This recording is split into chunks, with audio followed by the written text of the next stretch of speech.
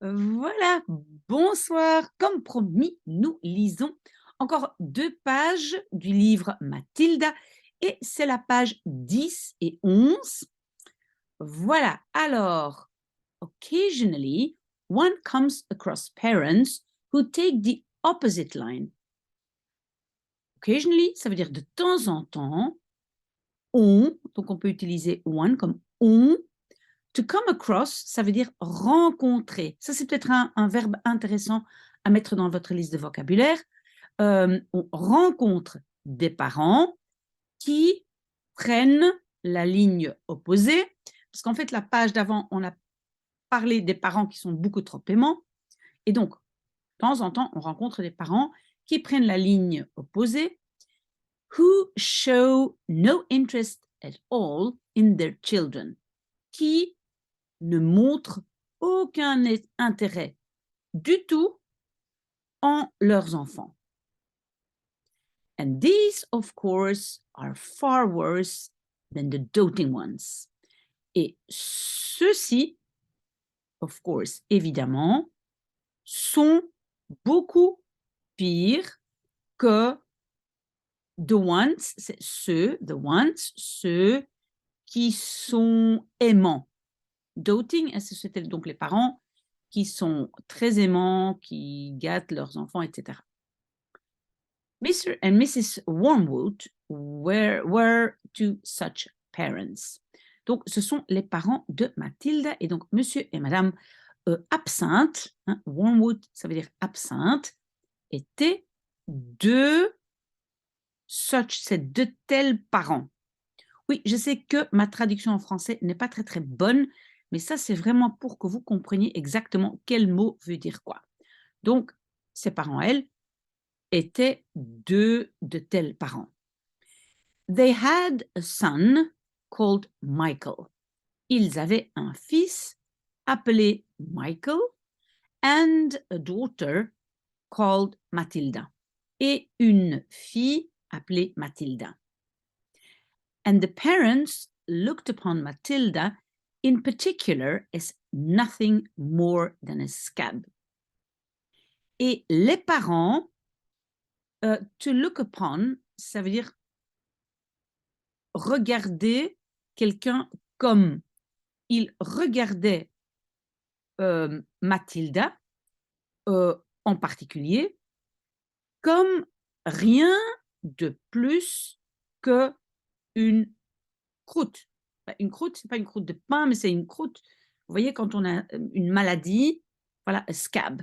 Donc c'est quelque chose qui est, voilà, pas agréable, horrible. A scab is something you have to put up with. Oh, pardon.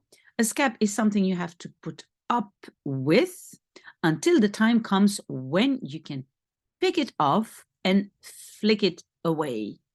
Donc, une croûte est quelque chose, et souvent, vous voyez de nouveau le que, il manque. Hein? Quelque chose, et you have to put up with. To put up with, ça veut dire supporter. Donc, c'est quelque chose que vous devez supporter until, jusqu'à ce que le temps vient quand, en français on ne va pas dire quand, mais en anglais on dit le temps, quand tu peux, you can pick it off, pick off ça veut dire enlever, you can pick it off and flick it away. Flick away, en fait, textuellement, ça veut dire donner une chiquenaude, mais on va dire ici, voilà, jeter. Quelque chose qu'on peut jeter. Mr. and Mrs. Wormwood looked forward enormously to the time when they could pick their little daughter off and flick her away. Monsieur et Madame Absinthe. To look forward to, ça c'est une expression très importante, to look forward to, ça veut dire ils avaient hâte énormément, donc to the time, que le temps vienne, quand ils pouvaient enlever, donc pick off, enlever leur petite fille et la jeter. Flick away, c'est vraiment comme ça. Preferably into the next county or even further than that.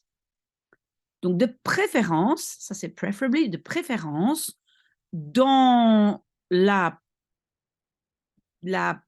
prochaine région, donc la région à côté, ou même plus loin que ça. J'espère que vous comprenez tout, sinon vous me demandez. It is bad enough when parents treat ordinary children as though they were scabs and bunions. C'est déjà suffisamment mauvais, hein, enough c'est suffisamment mauvais, quand des parents traitent des enfants ordinaires, des enfants, on va dire normaux, des enfants ordinaires, comme si ils étaient donc des, on va dire des croûtes, and bunions, bunion, oui, ça c'est un peu comme une bosse ou une déformation, comme des, ben oui, comme des déformations, on peut dire ça. But it becomes somehow a lot worse when the child in question is extraordinary. Mais ça devient quelque peu beaucoup pire. C'est un peu un drôle de français, hein? Quand l'enfant en question est extraordinaire. And by that, I mean sensitive and brilliant. Et par cela, I mean, je veux dire, ça c'est important aussi, I mean, je veux dire sensible et brillante. Matilda was both of these things. Matilda était both, ça veut dire les deux, de ces choses-ci. Donc, these things, ces choses. But above all, she was brilliant. Mais par-dessus tout, elle était brillante. Her mind was so nimble. Son esprit était si, et nimble, ça veut dire souple. And she was so quick to learn. Et elle était si rapide pour apprendre that her ability should have been obvious even to the most half-witted of parents. Que sa capacité, et maintenant nous avons should have been. Le should have, c'est aurait dû, c'est should have, aurait dû être obvious, évidente. Cette capacité aurait dû être évidente, même pour des parents. Et quel genre de parents? The most half-witted, les plus stupides. Parce que quelqu'un qui est witted, c'est quelqu'un qui est, on va dire, intelligent, mais half-witted, ça veut dire moitié intelligent, donc on va dire stupide, on peut le traduire comme stupide. Donc ça aurait dû être clair même pour les parents les plus stupides. But Mr. and Mrs. Wormwood were both so gormless and so wrapped up in their own silly little lives that they failed to notice anything unusual about their daughter. Mais Monsieur et Madame Absinthe étaient donc tous les deux si stupides, donc gormless, on peut de nouveau dire stupide, et si wrapped up ça veut dire enveloppé ou emballé dans leur propre petite vie stupide, scellée, c'est aussi stupide, idiote, qu'ils échouaient, donc to fail c'est échouer, ils échouaient de remarquer, notice, anything unusual, quoi que ce soit de inhabituel concernant leur fille. J'espère que vous me suivez bien, sinon vous me posez des questions. To tell the truth, I doubt they would have noticed had she crawled into the house with a broken leg. À dire la vérité, je doute, et de nouveau, vous voyez le que qui manque, je doute que ils would have noticed, ils auraient remarqué, et avait-elle, et en fait, on doit ici traduire comme si elle avait crawled into the house. Donc, to crawl, c'est ramper dans la maison ou aller à quatre pattes dans. Into, ça veut dire entrer dans la maison. With a broken leg, avec une jambe cassée. Donc, même ça, ils n'auraient pas remarqué. Vous imaginez comment ils sont en tant que parents. Matilda's brother Michael was a perfectly normal boy. Donc, le frère de Mathilde, et vous savez qu'en anglais, on met souvent un S pour dire de, donc le frère de Mathilde, Michael, était un garçon parfaitement normal. But the sister, as I said, was something to make your eyes pop. Mais la sœur, comme j'ai dit, était quelque chose, oui, on dit something, quelque chose pour faire tes yeux, qu'est-ce qu'on va dire, sortir. To pop, c'est sortir. Donc, elle était quelque chose qui pourrait faire sortir tes yeux tellement elle était incroyable. By the age of 1.5, by the age of 1.5, her speech was perfect. À l'âge de 1 an et demi, son langage était parfait. And she knew as many words as most grown-ups. Et elle savait, et knew, c'est l'imparfait de know. Donc, c'est l'imparfait, c'est irrégulier. Donc, dans les TP, c'est to know, I knew, known. Okay? Donc, elle savait autant, as many as, ça veut dire autant de mots que la plupart, la plupart des adultes. Grown-ups, c'est ceux qui ont déjà poussé très grand, hein, grown up, mais donc les adultes. Donc, elle connaissait déjà autant de mots que la plupart des adultes. The parents, instead of applauding her, called her a noisy chatterbox.